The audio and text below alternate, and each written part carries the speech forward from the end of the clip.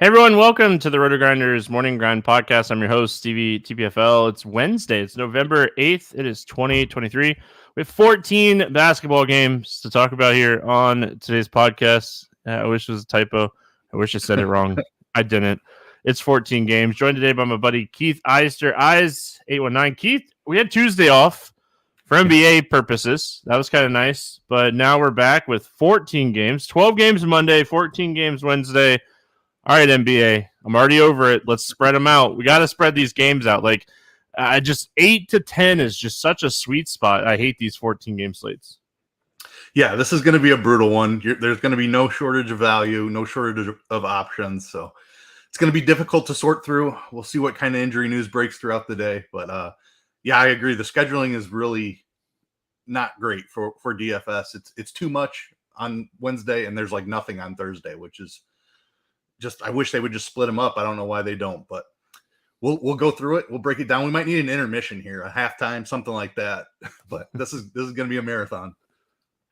So Florida back with sports betting, and I'm super pumped about that. Hard Rock, only app that's taking bets right now, but at least something is better than nothing. So I'm super pumped. I bring this up because I just wanted to let you know. The first bet that I placed, was Carolina money line tomorrow night for Thursday Night Football against your Bears. So the problem is, what an awful football game! I know football games. Don't even get me started on this either. But come on, I would watch the Bears anyway because I'm a Bears fan. But this is not going to be a good football game. I know, and it was plus 150. I was like, all right, I'm in. I get to bet against the Bears at plus money. Where do you actually have an incentive to win this one though? Because we own Carolina's first round pick, so we need to beat them and keep them in that number one spot. I did notice that too, and I read a report that Fields is getting close. I think the opportunity for them to win is a lot higher. DJ Moore going back to Carolina. A bunch of storylines, but I'm a sucker. Let's do it. Listen, I'm already up some money on the NHL, so let's just keep it rolling. Made some money on my season-long NASCAR bets. I ended the season plus 64 units for NASCAR. It was a stellar finish to the year. I was 30 units over the last 4 weeks of the season. So a couple of outrights on the champ, I believe. Yeah, champ and back-to-back outrights the 2 weeks before that. I hit Blaney back-to-back weeks. It was really cool. So I am I'm pumped for 2024 NASCAR. But let's get into some basketball. 14 games. We've already too much nonsense. Too much nonsense. Utah at Indiana taking on the Pacers. 243.5 total. Highest total on the slate. First game right off the bat. Pacers a 6-point favorite. The Utah side, Kessler is questionable. That's the only injury news that we have for this entire game, which is always kind of nice. But Kessler being questionable obviously matters because he is someone that plays 25 to 30 minutes a night. So that would be a huge replacement kind of candidate. And I mean, Kelly Olynyk, I would assume would be the guy, and he's really cheap. So we're definitely watching this one. Pacers are terrible against centers. Keith, I mean, Markkanen's expensive. Clarkson is kind of the sweet spot, but he really hasn't had he's had some upside. He just hasn't had consistency. I think it's Clarkson, and then if Kessler sits, Olynyk I think is one of the top value plays on the slate. He can stretch this team. He could have a big game here with 23 minutes. If he gets 30 minutes, he's going to have a monster one. Yeah, we love the game environment here, right? Both of these teams are top 10 in pace. The Pacers play at the second fastest pace in the league, and both are bottom 10 in defensive rating. Let's see, Utah is third worst in the league so far this season. So definitely an awesome game environment. Massive total makes sense. I think we want to target some. I hate that it's in the early window here at the 7 o'clock games on a massive slate, but I don't think you can skip this one. I like the Clarkson call. That kind of the sweet spot of the pricing range. Agree that Olynyk is an awesome value if Kessler does sit. Talen Horton-Tucker has been just not fun to roster this season. The minutes have been all over the place, but he's 5,600. I think you have to have some interest there. he can get up to 30 minutes, he should smash in this spot. I agree. Markkanen a little pricey for my blood here on this slate, but it is a great matchup. But I agree. Clarkson, Olynyk if Kessler's out, and a little bit of THT. This is one of those spots that like Markkanen does have that like 50+ point ceiling. For sure. So like the price is up there, but like he still could have a really solid game and pay off his price tag. I mean, Clarkson's price is just nice. And this is going to be a back and forth, no defensive type of game. Those are the types of games that I like to play him in. THT, like you said, consistency is not his thing. I mean, Clarkson and THT are both very risky, but they both have upside. So I think you're just kind of looking for the potential upside here on the Utah side and saving some money. And again, if Kessler plays and he's good to go, I don't mind taking some shots on him because the matchup is really nice and they're going to need size. Like the Pacers play big with Turner. So definitely an interesting spot. We should also mention that if like Kessler sits, John Collins might get a few extra minutes at 6K. He might be another guy you could potentially take some shots on here. Indiana side, I mean, Halliburton has been the man. This is a game where the triple-double upside is real. The price is a lot, but I mean, just his assist rate and everything has been fantastic. He has a 28% usage rate through the first few games here. Like, I think this is a great spot overall for Halliburton. It's just whether or not, like, you're going to have to, like, at the end, like, 6:30, you're going to have to sit down and be like, all right, where are we at with these, like, high-end plays? And, like, he's going to be on that list. It's just whether or not, like, who gets ruled out, who plays, who doesn't play. Like, you know, does Anthony Davis sit? He's questionable. I mean, LeBron would be in that conversation. There was another one. Oh, Phoenix situation. Booker's already out. Beal's questionable. Durant's in the conversation. So, like, you're going to have to look at the injury report here closer to lock. But, like, Halliburton has to be in that conversation. Yeah, absolutely. We talked about the matchup already. Utah, third worst in defensive rating. Halliburton has been just smashing. Over like mid-40s assist rate last season, over 50% assist rate this season. So, like, he's just going to keep getting dimes. He can score as well. Even when he starts out slow, he ends up getting there. The game against Charlotte came to mind. He was really struggling at the half and then just smashed in the second half. So Halliburton is one of the top spends on the slate. I think Turner's price has come up a little bit, but I think there's still a little bit of upside there. He hit the 7K mark for the first time this season. But the matchup is outstanding, especially if Kessler is out. I think you can really lean into some Turner here. Don't know how far I go down because of how big the slate is, but definitely want some Halliburton and Turner. It's kind of where I'm at. I mean, people need to be out. I feel like in the other situation, there's just too many mouths to feed. Like Halliburton is a guy that's getting, 11 plus assists a night. So like there's opportunity here for someone else to do well. It's just like the minutes are so spread out. Maybe this is a spot like they need Obi Toppin's size a little bit more. But I could see them using like Neesmith against like a John Collins. So I think you're just looking at Halliburton and Turner in this spot. Washington at Charlotte, 240.5. Charlotte, a 3.5 point favorite, our second highest total on this slate. So back to back, the two highest totals on the slate. The only two totals over 230 on the slate these first two games. So like, hate stacking the 7:00 games, but these two games are super juicy. Washington's good to go. Bridges, Cody Martin, and Terry Rozier out for Charlotte. We'll talk about that in just a second. We'll start here with the Washington side. A lot of mouths to feed, a lot of trying to figure out who's who and who's doing what. And, Gafford played the other night and had a big game. Like, what are we doing with Washington? Yeah, I actually like this game even a little bit more than the first game that we talked about. Both teams top 4 in pace, both teams bottom 4 in defensive rating. So these are two of the best teams to target in the entire league. Washington is a tough team. Jordan Poole has been just awful to start this season. Starting to come around a little bit, shooting it a little bit better. Assist rate is starting to climb too. Yep. 6 assists in each of the last 2 games. So I think the upside for Jordan Poole is tremendous in this matchup and at this price tag. He starts making that shot and keeps getting 6 or 7 assists. he's certainly playable. Kuzma always playable as well. High ceiling there also, I think, can get you possibly 10 boards, should score over 20 points in this spot. So those are the two I'm really looking at. Like Gafford doesn't play enough minutes here. He did play 30 in the last one, but I think 28, 26 is probably more where he settles in. Depending on how much value we get on the slate, I wouldn't hate some shots on Avdia if we're really struggling for value. I just don't think we're going to be. I mean, it's a 14-game slate. I know there's a day off. I just don't see us like struggling for value. Like even the other side of this game, we're going to have some value. Sean in chat said Detroit's half of their team is out.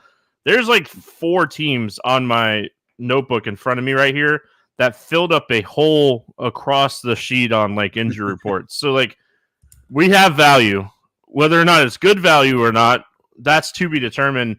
I'm with you on Jordan Poole. Like I said, his assist rate, the usage guys like Kuzma and Poole are both at like 20 and 29%. Like those are your 2 ceiling guys in this offense.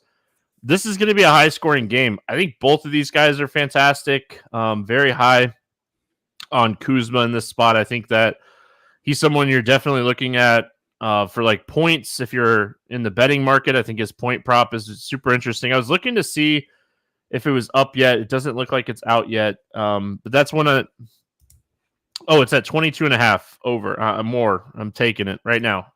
I think that's just too low for this spot in general.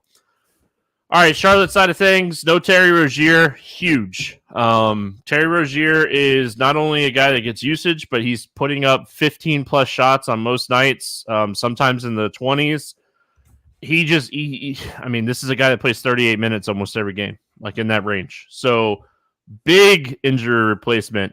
The question is, do we think, like, it really, like, my mind just tells me, has to be Brandon Miller, but he's already playing a bunch of minutes. Like, where are they going to add extra minutes for him?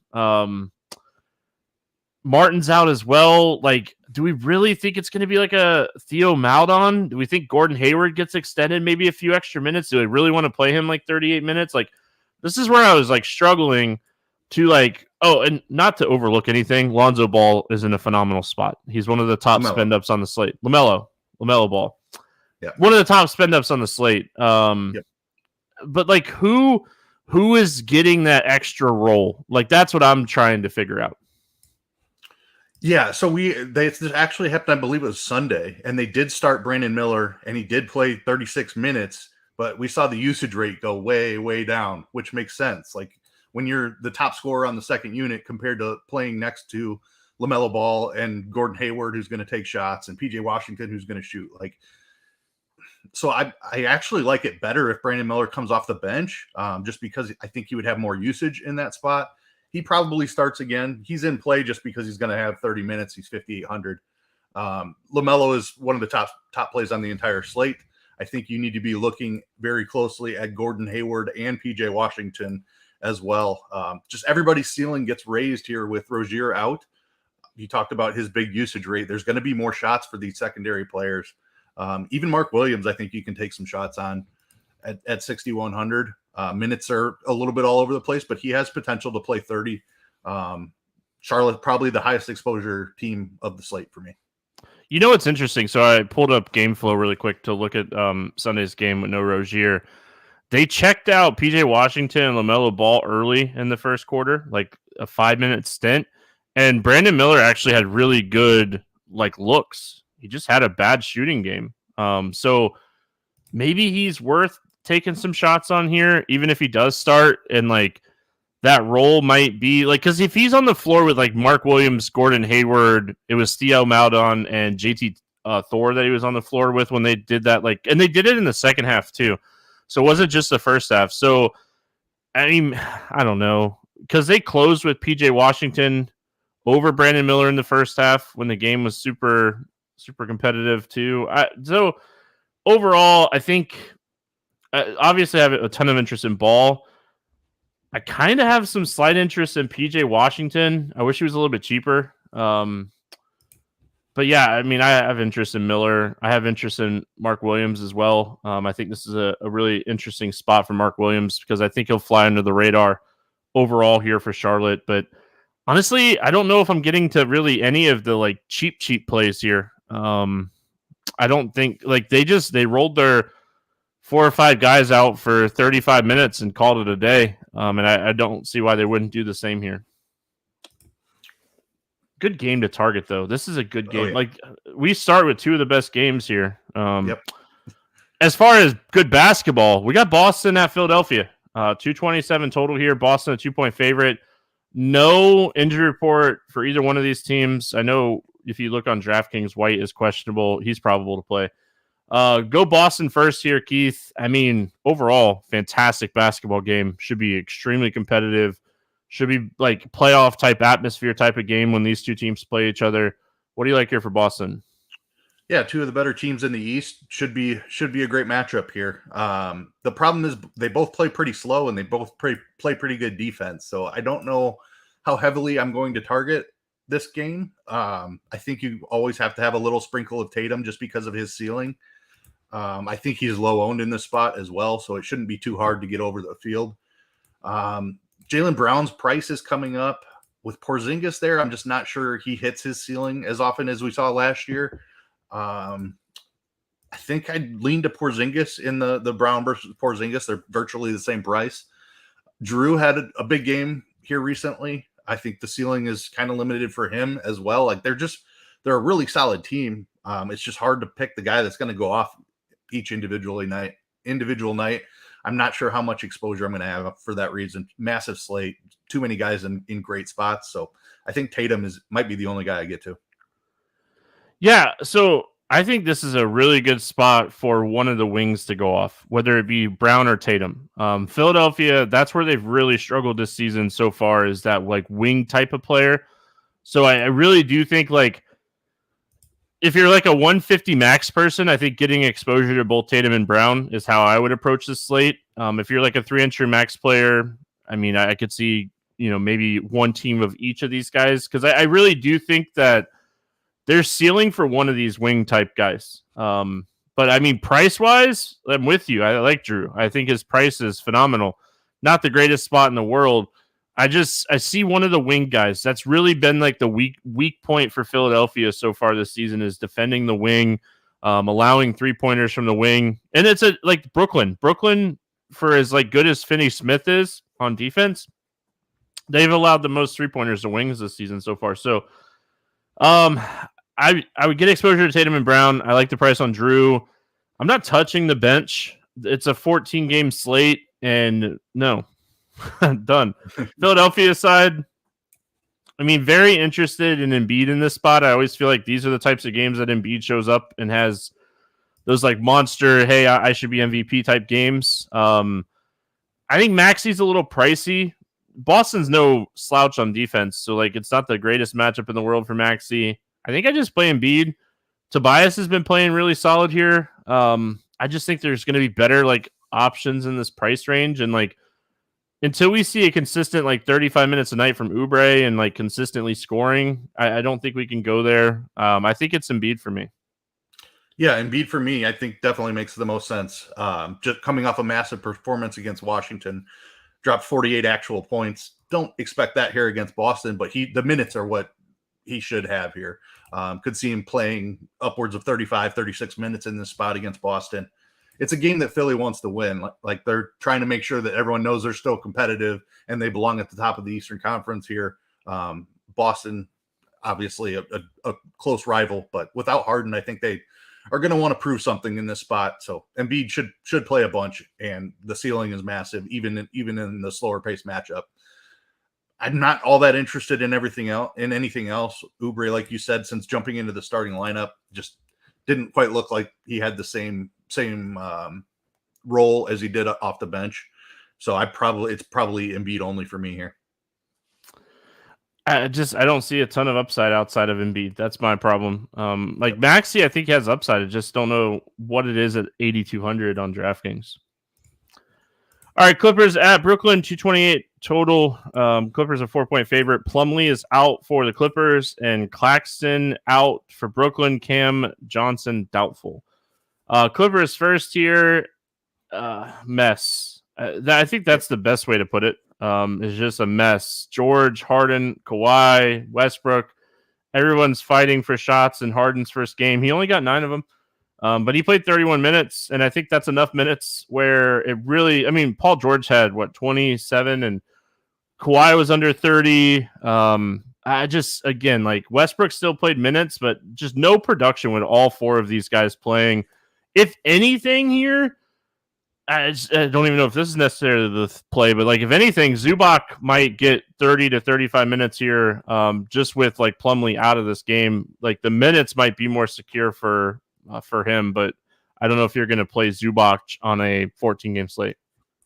Yeah, I can't play any Clippers. They're all just overpriced with Harden in the mix now. Need to wait for the pricing to come down a little bit. The Zubac thing with Claxton still out on the Brooklyn side, I fear that this game could go small, right? Yeah. So that's the only concern I have with Zubac. If he's playing 28 minutes, I like the price, but I am worried about it going small here, and I'm probably just completely out on the Clippers. Okay, so 14-game slate, but like if this game goes small, it's Norman Powell, right? Yep. I don't think it'd be Bones Highland. I would assume it's Norman Powell getting like the 28-minute type of game. 4,400, I don't think he's the craziest idea.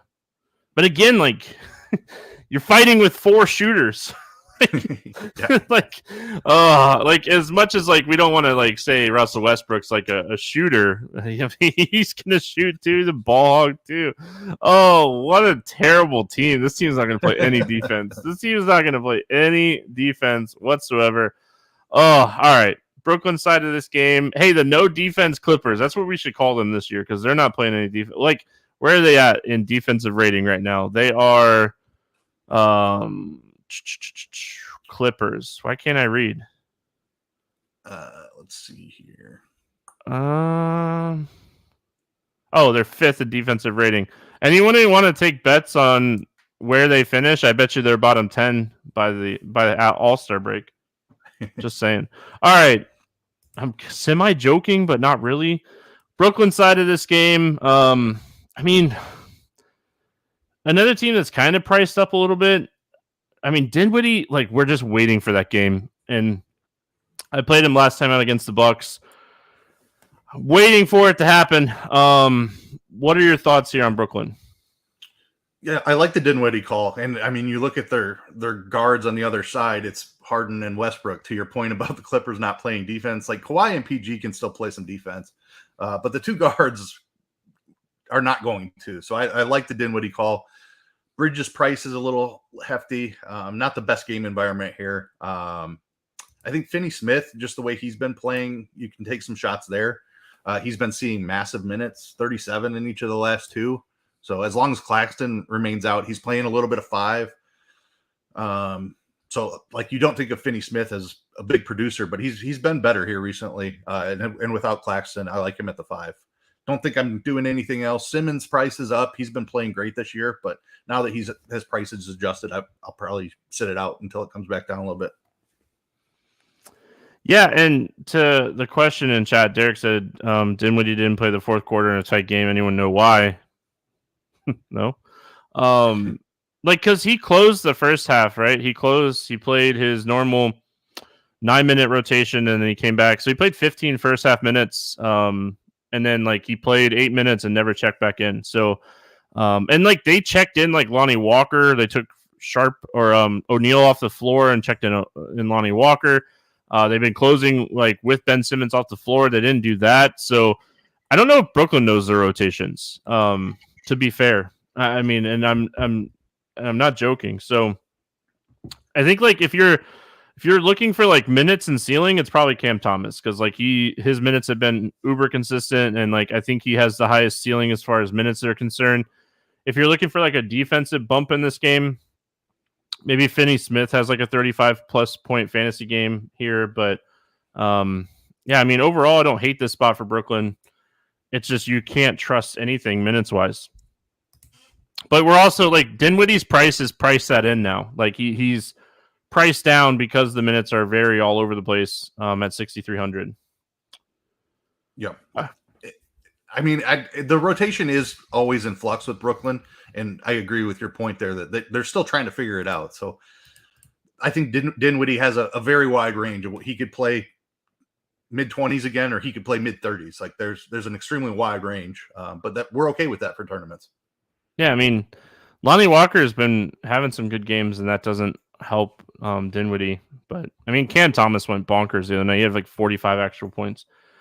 San Antonio at New York facing the Knicks, 223.5 total here. Knicks a 9.5 point favorites. Only injury news that we have here is Vassell is doubtful. He's not expected to play in this one. Go San Antonio first. No Vassell. Any interest here in San Antonio? Tough matchup against the Knicks. Another slow-paced team. No Vassell. I think that there's like some extra usage to go around for sure. Wembanyama's price has kind of adjusted appropriately, I think. I could see some room up. Like I think he's going to land in the 9Ks ultimately this season. So I probably take some shots in tournaments, but I don't love this matchup. Yeah, I mean, Sohan, I think, is playable at 6K. He's still handling the ball quite a bit. A couple of down games for him. Didn't see a ton of minutes last time out either. But just mid-range price, I think he's okay. And Branham is probably the guy that steps in and starts again for Vassell. So 4,300 for Branham. He's in play as a value piece. One thing you got to remember, too, is San Antonio's super young. We saw just absolutely get crushed the other night. And like that's not a good team as far as like Indiana is concerned. So this is a much tougher matchup against a Knicks team that's playing really good basketball. So, I mean, yeah, if this game stays competitive, I do like the Branham call because like he did start the other night. He's 4,300. He should get run, so I like that call. I think Wemby, obviously, I think he has the highest ceiling on this team. I kind of expected Trey Jones to play a little bit more. Sohan got in foul trouble like super early in that game. Like he picked up like two really quick fouls. And like that's one of the reasons that Trey Jones got a little bit more run. So like a lot of his minutes were kind of boosted by that, and he didn't get his like fourth quarter run because nobody did. I think this is a spot where if you're like, all right, I'm going to play some Jalen Brunson because it's a really good spot for him. And I'm going to run it back with either a Wemby or a Sohan or a Branham and just kind of hope the game stays competitive. Because I think that's what you're kind of hoping for if you're playing Brunson, is the game just staying competitive. And like that's what you're hoping for with the Spurs players because that's where their minutes are somewhat consistent. Knicks side, I just kind of got done saying it, Keith. Great spot for Brunson. One of the best matchups in the NBA. I don't think I want to play Julius Randle in this spot just because I like Brunson's ceiling more, but I think RJ Barrett would be worth a look in a little bit of tournaments. What are your thoughts on the Knicks? Yeah, it's Brunson. This is a great spot for him. 8,300 is too cheap of a price tag for this matchup, assuming the game stays close. So I think you are looking for a Spurs run back. That's part of why we were throwing out some of those names. I have a little more interest in Randall than you do. That's fair. Like I could see him going off for 50 in this spot, and at 8,100, I'd certainly take that.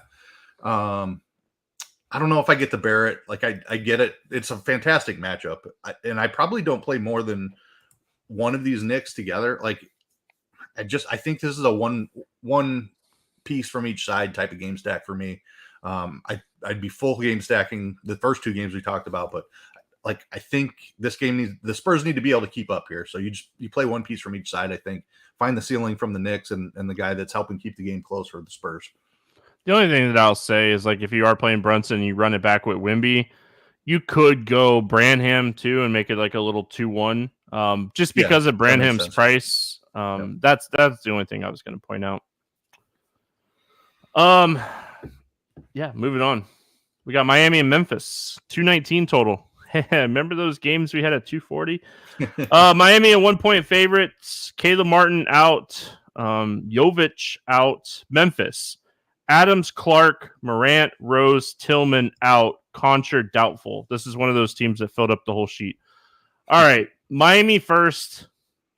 What do you like here from Bam had a monster game the other night. We haven't talked about Miami and like Because I mean, we were off on Tuesday, but man, Bam went bonkers against the Lakers. He had a 20-20-10 game. Those are very rare. Yeah, you don't see that very often at all. And the 10 assists might be even more surprising than the 20 rebounds for Bam. Like, what a performance.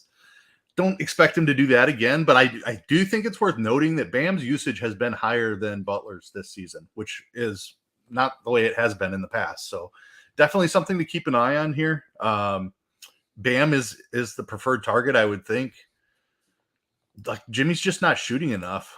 Like, you look at Jimmy Butler at 8,100 and you think, man, we should probably have some interest there. But from what we've seen so far this season, I'm going to wait and see. Just wait for him to start shooting the ball more is basically it.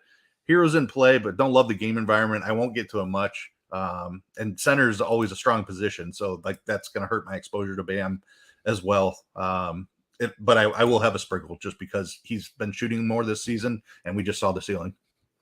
If they don't feed Bam in this game against Bismack Biyombo, they have issues. Yeah. I mean, let's just be honest. They have issues if that happens. But all right, Memphis side, I talked about a lot of names out. Some of those names haven't played a lot this season anyway. But Tillman being out, obviously Bismack Biyombo is going to jump into that role. He played 26 minutes against Portland the other night in the same type of situation. He had 32 fantasy points. He was minimum salary. He's 5,100 now. He's one of those guys that I have written down on my like potential value list, but also like, let's see what opens up throughout the day, I think is how you want to approach Biyombo here. Cause again, like I think Bam is going to get fed in this game and that doesn't sound great for Biyombo. What do you like here for Memphis? Yeah, I mean, it's a really tough matchup for Biyombo, but if he's going to play mid-20s minutes, grab the start again at 5K, probably have to have some interest there. Can always play Bane and Triple J, but not a great spot here against Miami. Like I mentioned, just not a great game environment here. It's weird because there's just not even much value to love here, despite them having a bunch of guys out. And you kind of touched on it. They've had a lot of guys out all season long with Ja's suspension. Rose has been out for a couple of games. Aldamala came back the other day. Sante? Yeah, yep. He played 20 minutes. Yeah, I think he has some room up here. I could see him getting quite a bit of run.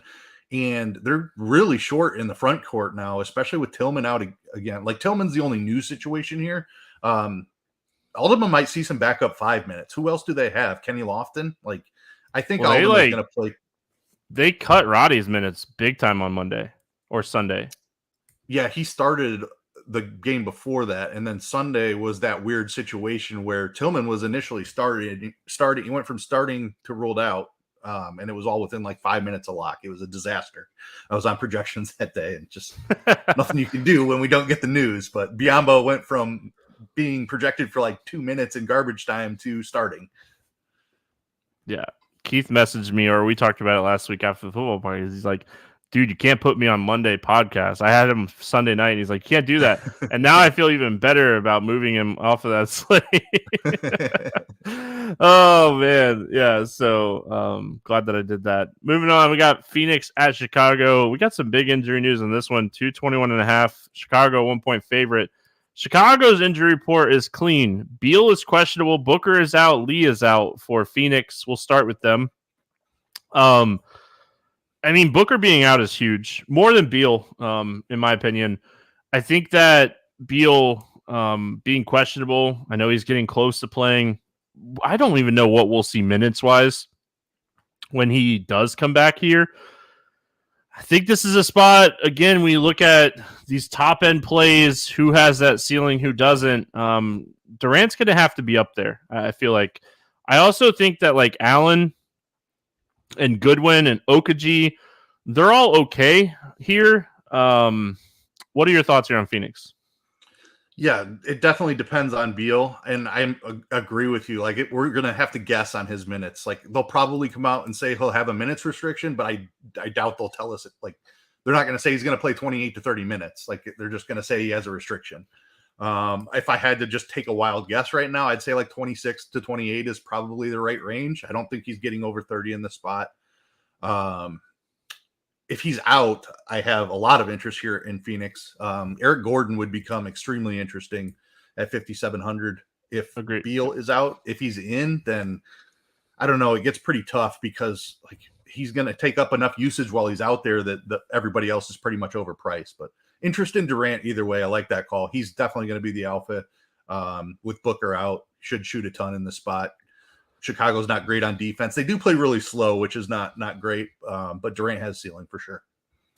Durant's attempted 117 shots with Booker off the floor. Eric Gordon's attempted 79. He has a 21% usage rate. So he's played the second most minutes. Grayson Allen, third most minutes. He doesn't have as big a usage rate, but his fantasy point per minute production is really solid. So potential value. I want Beal to be out to get to Allen. I think Gordon's in play regardless with Booker out. I feel like he's the guy that is going to benefit. They just seem to trust the veteran right now. We also should note, I don't think he's like super playable, but like Nurkic should have to play minutes in this game going up against Vooch. They don't love using Eubanks a lot, so I think that Nurkic could get really solid minutes here against Vooch. Chicago side, they're a tough team to kind of figure out, but now like we're starting to get these prices like in this range where like playing one of these top 3 Chicago players is doable. What do you like here for the Bulls? Yeah, I mean, like they've been cheap all season long, and they've been playing horribly. So it makes sense. But I think that you could certainly find a 50. Like all 3 of them have ceiling. Like they could put up 50 DK points in any matchup. Basically, they just haven't done it so far this season. I think Levine is my favorite as a ceiling play. He's like they're all in the 73 to 7,500. I definitely don't play them together. I generally always make a group of only allow one of those stars in any lineup. But those are the 3 you're playing. I don't think you're like Kobe White's price is now adjusted to where I don't know that there's much ceiling left there. Levine would be my favorite of the 3 stars. I think you can play any of the 3, just wouldn't play more than one in a lineup. I don't think Kobe White's too crazy at 5,300. Like we like the price tag was under 5K, but I think Kobe White, I mean, close games, he's still getting 30 plus minutes. Even in like the Utah game the other night, he didn't get his like none of the starters got that like full fourth quarter run because the game kind of got out of hand against the Jazz. So I think at 5,300, I don't hate Kobe White. I feel like as the day progresses, we're going to find better value plays than Kobe White, Torrey Craig type players. So that's just where I'm at with those guys. Cleveland at OKC, 229.5 total in this game. Cleveland a 2.5 point favorite. Jerome and Okoro out for Cleveland. Kendrick Williams out for the Thunder, and Lou Dort questionable. The big thing here is SGA is back and good to go. Came back Monday, right? Yeah, Monday. Yep. Played 37 minutes, normal minutes, good to go. No worries whatsoever if you were concerned about him playing Monday. Cleveland first here. Anything that you like for the Cavs? I don't know if I can get too much here. Garland is really cheap. Still seeing right around 30 minutes, though. I don't know that they're going to let him fully run out there for like 35 minutes. But I don't mind the price tag on Garland. You can always play Mitchell for a ceiling. With Jared Allen back, I don't think I'm getting to any Mobley or even Allen for that matter. Let me check his minutes here real quick. 28 in the last one. Of the 2 bigs, I think I would prefer Allen just to save the money. But Mitchell for ceiling, Garland is slightly underpriced. Or about all I'm looking at here. I was quickly trying to pull up and see if Allen's rebounding prop is out. And I'm struggling to find it. So I don't think it's out yet. I was looking at Prize Picks. I haven't looked on any sports books yet. But I think that'd be what I'd be interested in the most here is like Allen's rebounding prop with him getting a few extra minutes. See, it's 9.5. I think that's really close to kind of. I would probably wanted a little. I wanted 8.5. I think, but it just seems like this is a spot Jared Allen could have a really successful type of game against these young Thunder front court players. So, but I just don't want to pay $6,200 for a guy where I don't trust his minutes. But I think it's a great sign that he got 28 minutes against Golden State last game. They're a team that doesn't typically play big, so that was a good sign. Thunder side of this game, I mean, you could play SGA in this spot. everyone knows how much I like Chet Holmgren. I think he's a very talented young player. Jalen Williams with SGA being back, I think now we kind of wait for him to get back down to like 6K-ish range if he does get down there. I think it's SGA, it's Holmgren, and if Dort sits, I think if we get news that like Isaiah Joe or Wallace start, they're both cheap enough that you could potentially take some shots. Yeah, I mean, SGA has been playing incredible this season. Certainly, he's in play. It's just how much can you get to him? Where's he rank among your prioritization of the stars? But he certainly has as much ceiling as anybody. Not a great matchup here against Cleveland. So I think he comes in pretty low owned here. Certainly don't mind playing him in a lineup or two. The Dort situation, I think, is interesting because of those guys you mentioned. Wallace's price has come up, so I would hope that Joe is the guy that jumps in.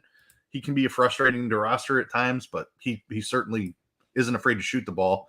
Jalen Williams is getting expensive. Like the price on these Thunder is coming up quite a bit, which it should be because they've been playing well. I think Chet of the other guys would be my next look. Maybe his price hasn't quite adjusted. He's a guy who can do it with stocks as well. Rebounding is really coming around on Chet. This is obviously an awful rebounding matchup with Allen and Mobley on the other side, like you were talking about, but nice to see. Like that was the one thing we were kind of waiting on to come around with Chet. He's been shooting well, but he was not rebounding much to start. That's changed over the last couple of games. So I think there's still upside for Holmgren at 7,800. All right. New Orleans at Minnesota. Clicked the wrong thing there. 220.5 total. Minnesota, a 7-point favorite. New Orleans, another team that has a ton of injuries here. Alvarado, Marshall, Murphy, McCollum out. Herb Jones, questionable. McLaughlin on Minnesota is out. We'll start here with the Pelicans. Anything that you like here for New Orleans? Minnesota's been awesome on defense. But that said, McCollum is out, and we saw what Zion did without McCollum. Nearly had a triple-double, went for 51 DK points. So have to have interest in Zion. Don't care what the matchup is. He can smash in any matchup. Probably don't get to Ingram just because like you're going to see Zion handle the ball more. That triple-double upside, I think, is real. If Herb Jones is out, I think we can hunt some value here. Jordan Hawkins went absolutely nuclear in the last game. Dude's a baller. I am quickly becoming a Jordan Hawkins fan. I was frustrated. He was chalk on that in that Atlanta game because he jumped into the starting lineup, and he failed on us that day. But man, did he make up for it in the last one against Denver? So Hawkins at 4,700, definitely a guy you want to look at. Part of the reason he failed on Saturday was because was it Matt Ryan was going off, or actually Ryan didn't play well either. So I think Daniels and Ryan are in play too if Herb is out, but it's definitely Hawkins would be the first look.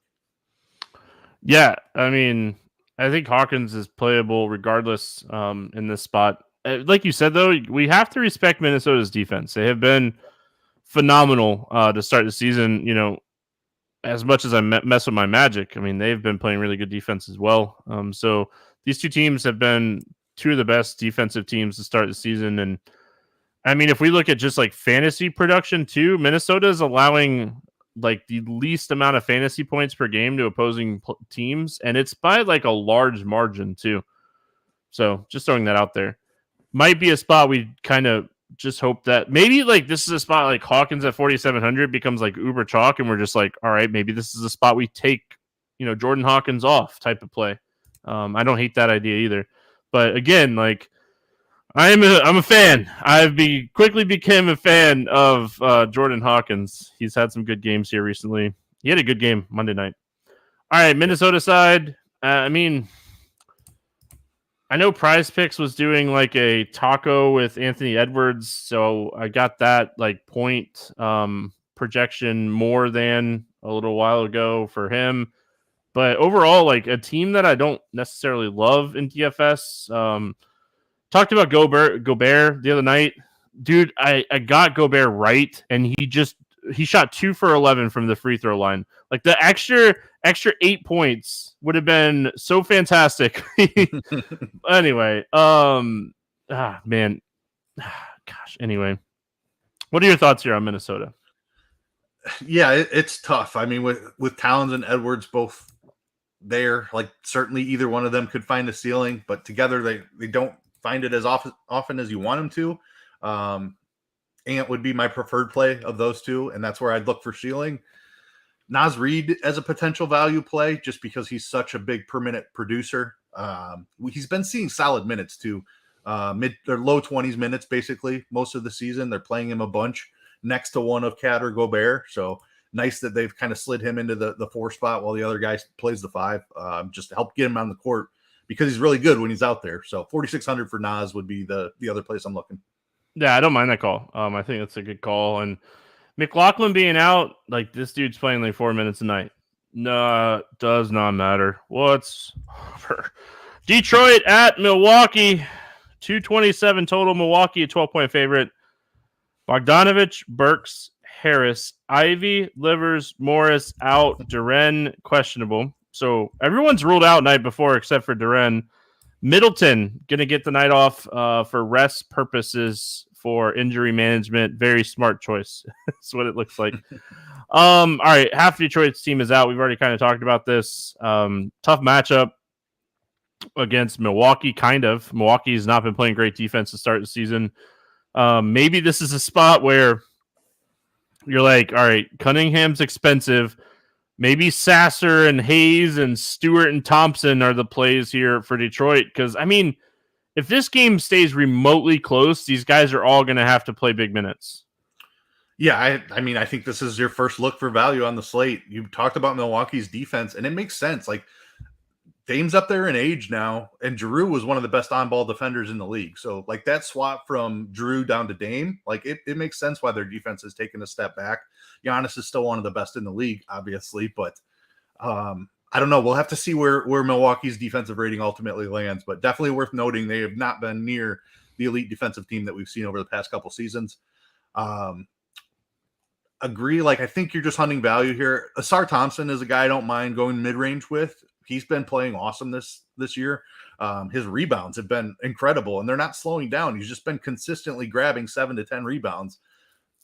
Like that's unexpected. Not the way he profiled at all, but I mean, he's been doing it consistently, so I'm buying it. Still isn't quite a price adjusted for that type of role. So 6,900 for Thompson, like that. Sasser is the guy I think is going to be massively owned here at 4,500. Don't hate it. He's going to play the minutes, 33 in the last one, 30 before that. Had one really good game and one not so great game. So at 4,500, I don't think you can ignore that. You got to go right back to him. If Duren is out, Bagley's going to be projected through the roof again. We saw him fail as massive chalk on Monday night, but another guy that I don't think you can ignore the price tag and the role that he's going to have. So if Duren's out, I love Bagley. I love Sasser either way. Killian Hayes is certainly in play. Stewart's in play. Like, they're all just underpriced because they're missing so many guys. This is literally one of those spots you might end up playing like 2 or 3 of these guys just based off of pure value. And it's one of those weird situations too, where you don't necessarily need to run it back for any Milwaukee players because Detroit's missing so many people and Milwaukee's kind of priced appropriately. So love Hayes, really like Sasser. Milwaukee, like Middleton being out matters a little bit, maybe a few extra minutes for like a Malik Beasley type player, and he's cheaper. But like Giannis finally went over 60. His price continues to creep down. I don't think this is a Giannis ceiling spot. I don't think this is a Lillard ceiling spot. So like, if anything, I'm looking at like Lopez, Portis, or Beasley. I'm not going out of my way to play a lot of Milwaukee players. So I think the Duren news matters for the Milwaukee side here as well, because Duren is an outstanding defender down in the post, where if it's Bagley and Wiseman, they are not great defenders. So I think it would be a Giannis spot if Duren is out. But I agree with you. If Duren is in, it's a tough spot for him. But I am watching that Duren news because 10-5 Giannis, he could go for 75, I think, if Duren is out. So I'd be very interested in Giannis if that is how the injury news plays out. I don't have a ton of interest in anything else here in Milwaukee. Don't hate the Beasley call as a value play. He's not an exciting guy. I definitely prefer the Detroit guys. That's about it for Milwaukee. I'm just going to say one thing really quick. This isn't my let's go weird GPP play, but I could see Bobby Portis being that guy today. Like, Detroit uses a bunch of big guys. Bobby Portis getting an extra couple minutes here, playing that like 25 to 30 minute type of game, and just having a Bobby Portis like 30 fantasy point game. And I still don't think like he has that like 40 point game. I just think Bobby Portis is going to be one of those weird, like, nobody's on him type plays today. I like that call. Yeah, just a little gutty call. Crowder could be interesting too. He's only 3,900. That's a cheap price. He's going to play a ton of minutes. He could rack up some defensive stats in this game. He probably, for sure. He probably plays 30 minutes in this spot. Maybe Milwaukee runbacks are there. Let's see what projections think. We got LA at Houston, the Lakers, that is 218.5. Lakers a 2.5 point favorite. I think this is the biggest news on the slate that we don't have. Like, Bradley Beal, yeah, matters, but like Anthony Davis being questionable is huge. It's just massive. Hayes is questionable. Vincent and Vanderbilt are out. And Hachimura, who had the concussion, is probable, which matters as well with Anthony Davis news. So let's talk Anthony Davis in. Let's talk Anthony Davis out. My first thing, if Anthony Davis sits in this game, Christian Wood might be that guy that I start lineups with. Yeah, he would be in a great spot for sure. 5,100 and in line for more minutes. I do want to talk about Houston's defense, though. Like, they've been much better on the defensive end. Last season, they were one of the best matchups in fantasy. They're also playing at a much slower pace. I don't know if that's the addition of Fred VanVleet or why they're playing so slow this year. But VanVleet is used to playing slow with Toronto, and it's just kind of come over to this Houston team as well. I expect they tick up a little bit. They're literally playing at the slowest pace in the league right now. But I think it gets a little faster, but they're not quite the same matchup that they were last season. That said, if Davis is out, I don't care what the matchup is. You can play Wood, you play LeBron for sure. Austin Reeves finally got out of his little slump and went absolutely nuts last game. Almost put up a triple-double. I've been waiting for Austin Reeves to do his thing this season. I think he's going to be a really solid producer in a bunch of categories for this Lakers team. 5,800. I think you can go right back to him. Russell I don't love the price on Russell. If Davis is out, that would change for sure, though, because there would be plenty of usage to go around. Russell at 6,600 could get a bunch of shots up. Yeah, I mean, if Davis is out, look at LeBron, look at Russell, look at Reeves, look at Wood. And remember where this game is at. Christian Wood has played on like a gazillion teams already in his career, but he did play 2 years in Houston. Little extra motivation. Just saying. Narrative Street. Overall, I think LeBron is just a guy that if Anthony Davis is out, could have a big game here. And then like maybe a guy like Cam Reddish gets a few extra minutes. I just don't know if we'll need him for what it's worth. If Anthony Davis plays, I don't have a ton of interest in the Lakers. I mean, I always, think that Austin Reeves is someone you could play regardless, because I do think like he does have triple-double upside and he's never owned. So throwing his name out there on the Houston side of things, tough team to kind of figure out. I feel like I still like want Jalen Green and Sengun to be the plays. Yeah, I mean they're certainly more fun to roster than Fred VanVleet, but I think VanVleet is the guy. I mean, Sengun has the most upside, but I think VanVleet is right there with him. He's been wildly inconsistent this season. He was chalk Monday night and just put up an absolute dud after smashing the same team a couple of days before that. So he's inconsistent, but there's certainly ceiling there at 7,700 as much as he has the ball in his hands. I like the Jalen Green call. I think it's a good spot for him. I can certainly get there at 6,300. Let me see. Probably Brooks' price is adjusted enough. I don't think he's an option any longer. Jabari Smith, I think, is okay, but another guy whose price has come up. Don't love much else on the Houston side. I think it's Sengun, VanVleet, and Jalen Green. We should note that Tari Eason is trending in the direction of coming back. They did say he has a 15-minute limit here, so he doesn't matter as a play, but could eat into a couple minutes. Yeah, I'd be very scared for one of Jabari Smith or Şengün. I don't know exactly which one it would be, but one of them is going to take a minute's hit. Yep. I would assume that it could be a little bit of both. But yeah. Jabari Smith, which would make them both overpriced. Yeah, Jabari Smith's minutes are all over the place anyway. I just think this is a spot we take some shots on Jalen Green. All right, Toronto at Dallas. 224.5 total. Dallas 5.5-point favorite. Precious and Kleber on both sides questionable. Going to Toronto first. Any interest here in Toronto? It's impressive what Scotty Barnes has been doing, but I don't know that this is the matchup. The price is almost adjusted now, but man, Scotty Barnes is a guy we're going to play a ton of this season. I just don't love the matchup here is the only thing. Siakam at 8,200, like that price jumps off the page, but it's because Scotty Barnes has Siakam's old role is the problem. I don't know. I'm not sure I'm getting to anything here. Schroeder's been priced appropriately now. Finally, he was a value to start the season. Anunoby is priced okay. Like if you want to go that route, that's fine. I just don't love the game environment here. Pricing is kind of adjusted appropriately now on this Toronto team. So I probably sit the Toronto side out. Yeah, and like Dennis Schroeder's assist props have caught up too. So like, that's just something we were able to take advantage of I feel almost like a week and a half was getting his assist props and projections, depending on like if you're in the prop market or the fantasy pick'em sites. It was like 6.5 for like a week and a half. I don't have a ton of interest in Toronto. I will say, like, if I'm in the range of Scotty Barnes, he's always going to be an option for me. It's just whether or not like I get to him or somebody else here. Jakob Poeltl is someone that I don't hate here at 6K. This is a spot. There's a young center on the other side for Dallas. If Kleber doesn't play too, I could see Poeltl having a really solid game. And I've trusted his minutes a little bit more. He's played at least 28 minutes in 4 straight games. So I think we were just patiently waiting for the minutes for him. But if Precious continues to miss, I don't mind going there.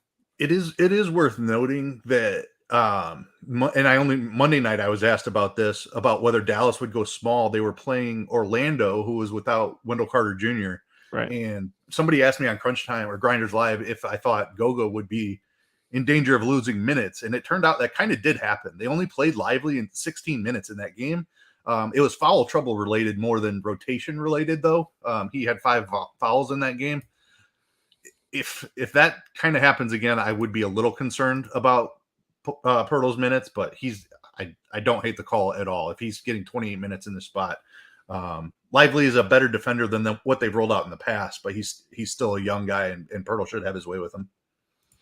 All right, well, talk to me about Dallas. Kyrie and Luka playing together. Luka's 12K.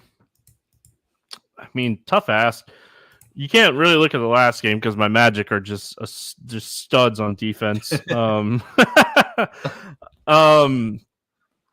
think Luka at 12K is a lot on a 14-game slate. Not saying that I wouldn't do it because it's Luka, but with Kyrie playing with him, I think 12K is a tough ask. I think 9K for Kyrie is more appealing than 12K for Luka for what it's worth, but I don't think I play either one of them. I don't really have a ton of interest in Dallas. I could see like Grant Williams getting extra run here because of like the type of like lineups that Toronto rolls out. So maybe him, or like if you really wanted to go crazy in tournaments, like a Derek Jones Jr. at 3,900, getting a few extra minutes in this game because of how, Toronto likes to play. I think he started against the Magic, if I remember correctly as well. I'll have to look really quick. He started the last 2 or 3, I think. Yeah, I remember like realizing that when like the Magic, when I was watching the game, I was like, oh, that's interesting. And now he really hasn't like had the scoring lately, but I mean the minutes are there. So yeah, he started against the Magic. I thought so. He didn't close the game though, which is always kind of concerning. They closed the game with Dwight Powell in that one. Yeah, I don't think I'm playing Luka, and that's scary to think of, but he's more expensive than a lot of studs that I really want to play, and he's facing the second slowest team in the NBA. So can he pay off 12K in this matchup? Certainly. I just don't think that it happens often enough where I want to be way over the field on him. I don't think anybody's playing him today, honestly. But I think it makes sense. And nobody played him on Monday either, and it made sense. Like the Magic held him to 45 DK points. Even if he gets 55 in this spot or 60, like you don't have to have him at 12K. So I'm not interested in Kyrie because of the matchup as well. This is a game I'm largely avoiding. Golden State at Denver. 227.5 total here. Denver, a 3.5 point favorite. Draymond questionable. Jamal Murray out.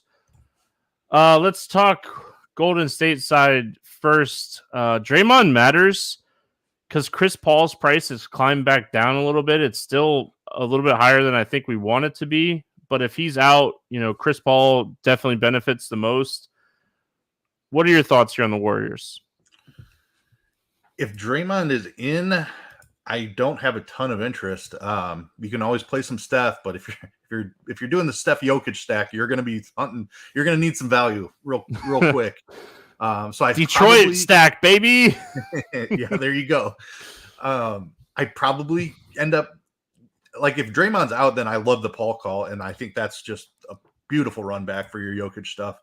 I think I can get to some Clay. I know I'm going to be playing Jokic, and I'm going to want something from this Golden State side.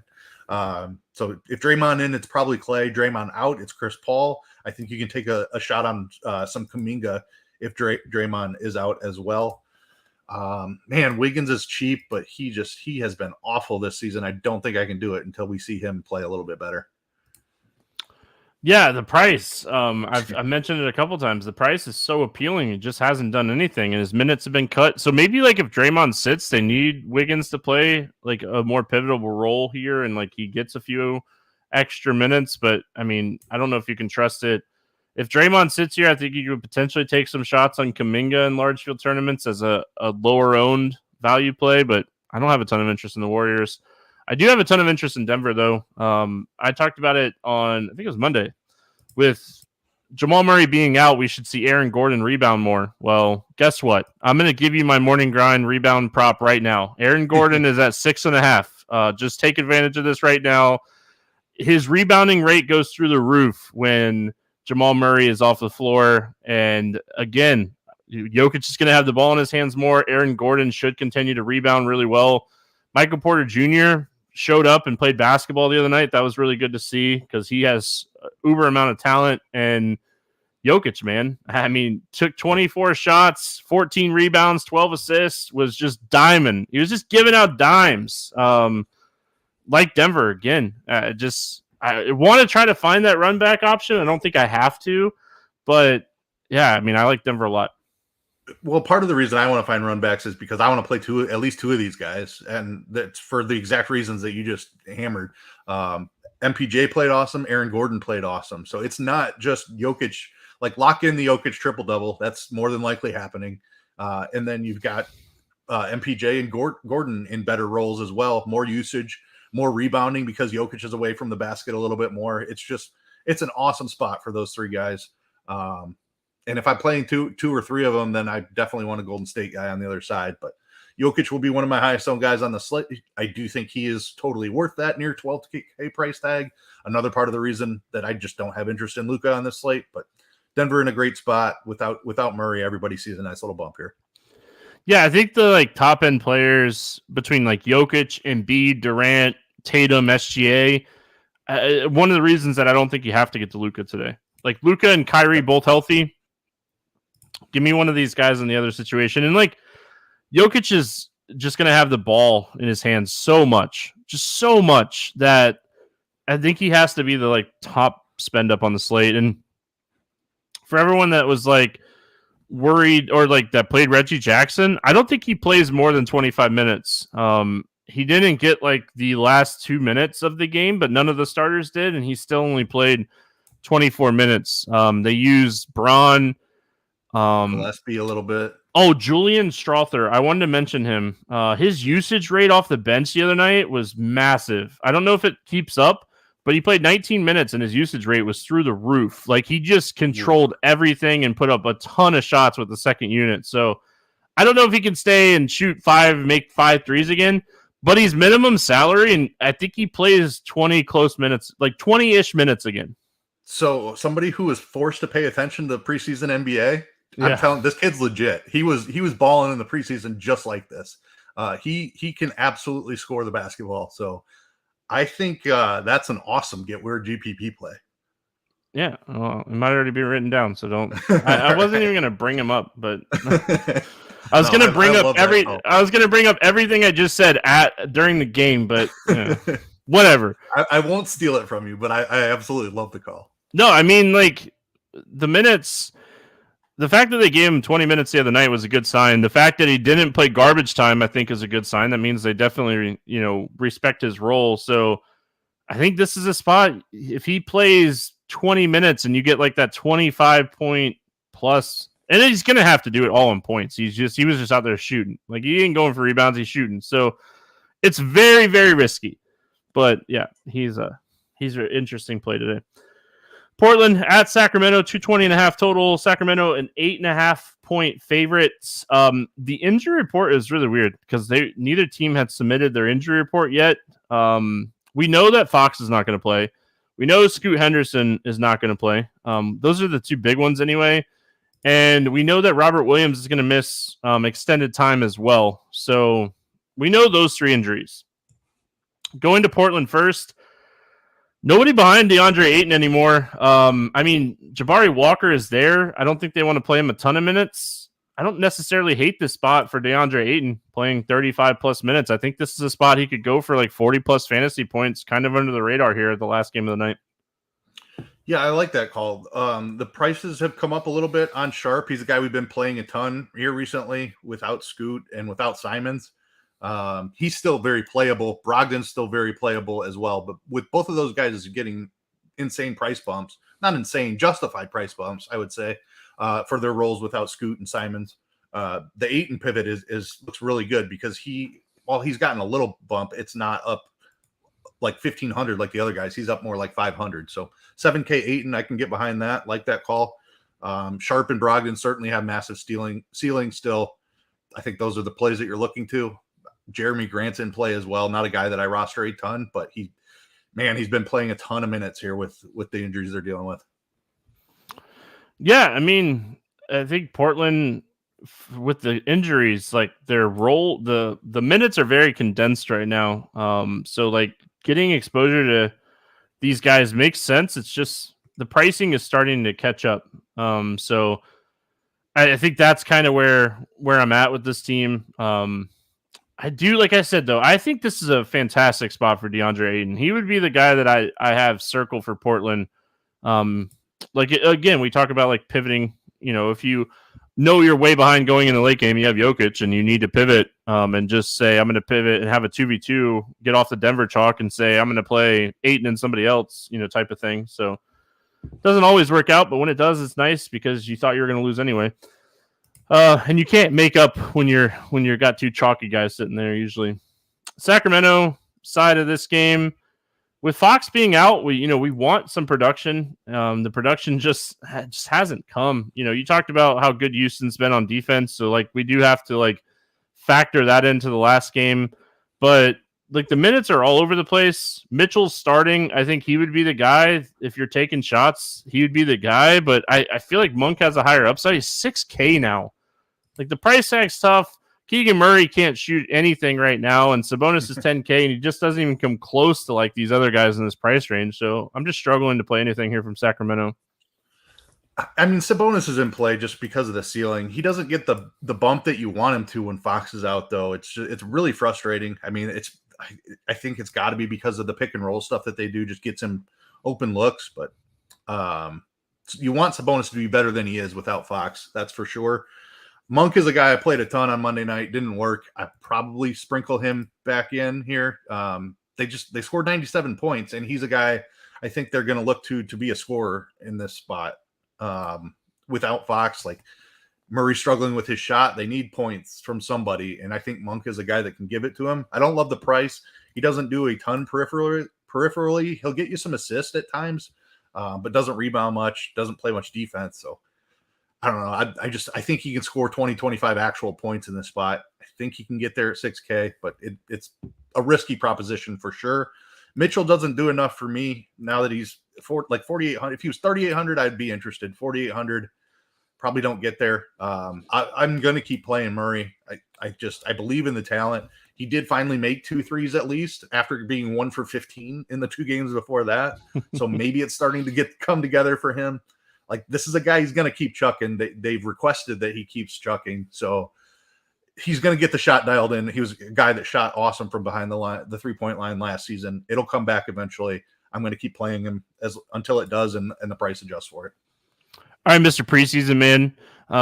Do we think that Ellis earned extra minutes finally the other night? Like he only played the fourth quarter. I mean, he played 2 minutes in the third quarter, but I feel like they're starting to be done with Donovan Mitchell. He's not good. Like he was minus 30 the other night. Minus 30. Ellis, he shot fantastic from the field. He had 4 3-pointers. He was chucking in garbage time. I get all that. But like, does he show a little spark where like Donovan Mitchell doesn't? And like, I don't think we're playing him. We're not. Yeah. Listen, big difference. You're right. We're not playing Ellis. We're not playing Ellis on this slate, but like, I think this is something we should pay attention to. Whether or not like he gets any first half run here. And that's all I kind of want to see from Ellis, because we are going to get into these slates where we're going to need a little bit of value. And like, if we can get ahead of this one, because Fox is out a couple more weeks, right? Like it's an ankle, right? He like a bad ankle sprain. So anyway, we'll see.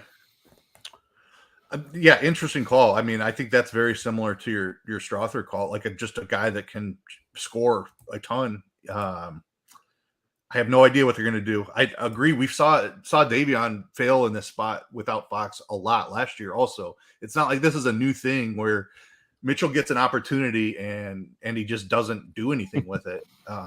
That's why I don't want to play him, because he just doesn't produce.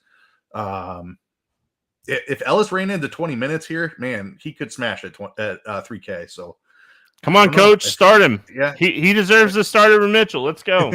That would be awesome. Oh, it'd be wild. That's for sure. Let's play the morning grind game, and then we'll get out of here. Big 14-game slate. Make sure you're paying attention to projections and stuff throughout the day. Projection team. I know Keith is on the projection team. They're doing a lot of work for everyone. So if you're a premium subscriber, make sure you're doing that. If you're not a premium subscriber, come hang out with us in Discord. The NBA channel in Discord is free. It's free. RotoGrinders.com/Discord. It's free. I'm in NBA channel, NFL channels all the time. They're both free now. So come hang out. All right. I gave you enough time to figure out some answers here. Favorite play under 5K to go 7X. Who do you got? I'm going to Sasser. I know he failed on Monday. Marcus Sasser, still 4,500. It probably starts again with everybody. 14-game slate, and he picked the guy I wrote down. Yeah, I mean, he looks great. I wrote down 2 because I figured you were going to be on Sasser too. Yep. I wrote down Killian Hayes. We're gonna stick on this Detroit train here. I just thought it was funny that anybody watching on YouTube got to see my notebook right there. 14-game slate, and me and Keith are on the same value play. Over 8K to go under 5X. Who is your bust today? Luka is just too expensive. Houston's been playing better defense. Yeah, I just don't think Luka gets there. It's been working. I'm going to keep doing it. Give me Giannis at 10-5. I don't think this is a ceiling spot. Good matchup, but I mean, it was only the third time this year he's taken over 20 shots in a game. And it was the first time this year he's taken over 25 shots in a game. Give me Giannis. And like, he took 27 shots and shot 55% from the field. Scored 36 actual points, and he still only had 62 fantasy points. So like, he's barely getting that 6X. Favorite 6X play today. Who do you got? LaMelo Ball. Awesome matchup. Washington's the best matchup in the NBA so far this season. I don't see that going away anytime soon. 8,900 for a guy who just put up a 30-point triple-double. I think he's in line for another triple-double here in this spot.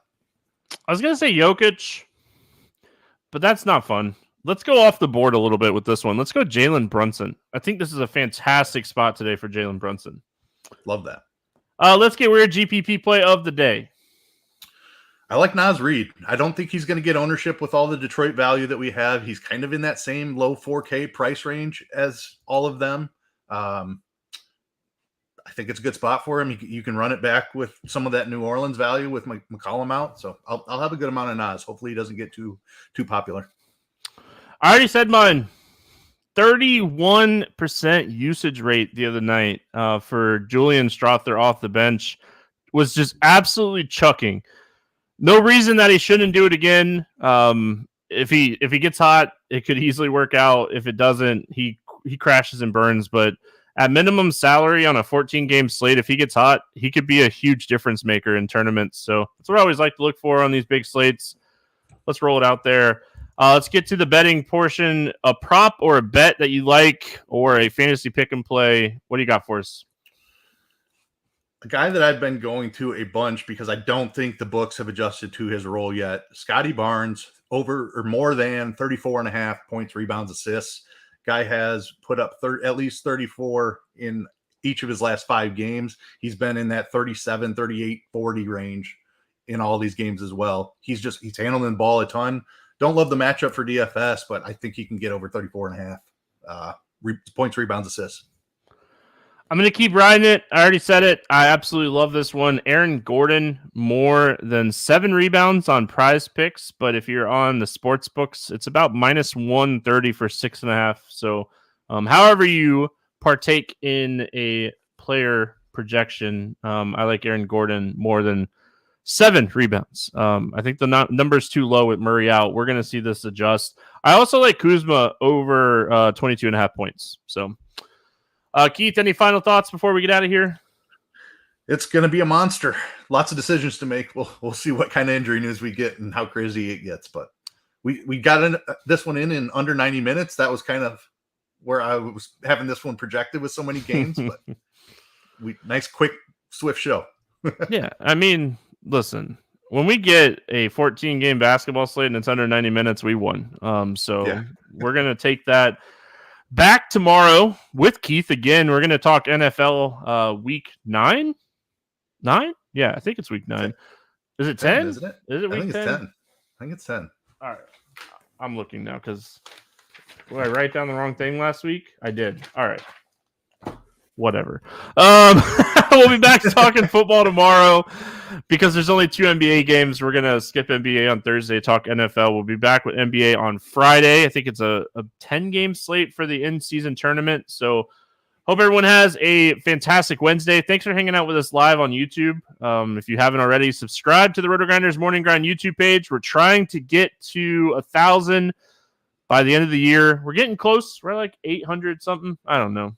Thank you, everyone that has subscribed. If you haven't, why haven't you? Back tomorrow. Hope you have a fantastic day. We'll see you then.